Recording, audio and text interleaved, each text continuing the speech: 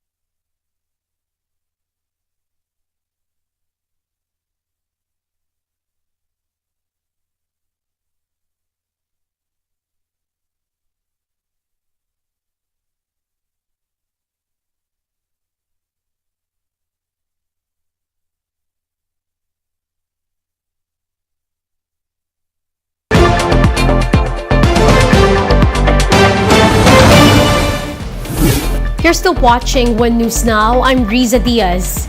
The Malabon Zoo plays host to bunnies as the country welcomes the Year of the Rabbit. Laila Pangilinan with the details.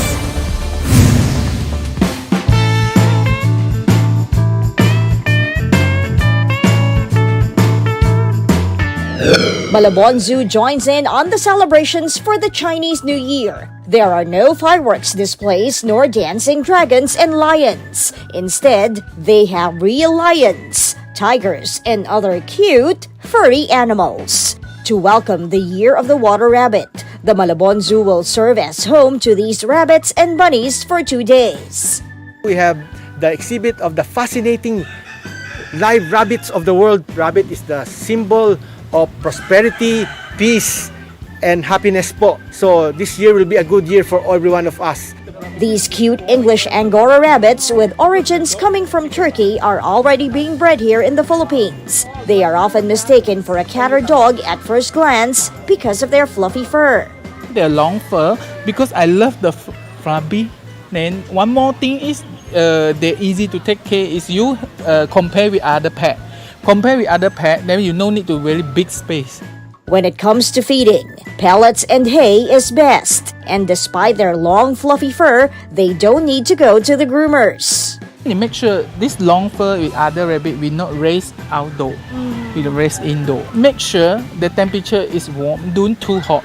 If you want keep long fur like me, I keep the long fur. I want to make sure they're comfortable. I will put inside the air conditioner. Make sure they're comfortable. According to breeders, rabbits are one of the best pets for children. Characteristic po kasi ng rabbit ay napaka-peaceful nila at mabait sila sa mga pwede silang for kids, pwede silang alagaan ng mga kahit po 2 years old, 1 year old. Pwede silang alagaan kasi sobrang bait nila. Hindi sila nagbabite, wala silang rabies, di ka mag-worry. For those planning to buy rabbits for good luck this year, take note that they need a lot of tender loving care. Think before get. You have time, you have space for them. Make sure you want to take care of this rabbit. Make sure you have time first, not just like catch them in the. An English Angora rabbit costs as much as an imported dog at around 10 to 15,000 pesos. For those who don't want to spend that much, you can opt to visit the Malabon Zoo until Sunday, January 22, to enjoy not just these cuddly furry rabbits, but other animals as well. Best of all, children 2 years old and below can come in for free, while 3-year-olds and adults will be charged 300 pesos per head. For News 5, Laila Pangilinan, we are One News. Let's now take a quick look at today's other top stories. Former Senator Laila De Lima's camp is now studying whether they can use the new Supreme Court ruling granting temporary freedom to a long-time detainee. Justice Secretary Boy Remulla earlier said that De Lima's camp could benefit from the same argument that got former NRIDA Chief of Staff Gigi Reyes released from detention. The Binondo Intramuros Bridge in Manila is closed to the public today to give way for the Chinese New Year countdown pyro musical later tonight. For the meantime, motorists are advised to take alternative routes. And a naturalized Pinoy cager Justin Brownlee suits up for Gilas ahead of the final window of the FIBA World Cup Asian qualifiers next month. Gilas will face Lebanon on February 24 and Jordan on February 27. And those are the top stories of the hour. Join us later at 12 noon as we continue to monitor the day's biggest stories. You can also catch One News on Signal Play app. Register for a free account now at www.signalplay.com and stream One News live anytime, anywhere. I'm Riza Diaz. We are One News.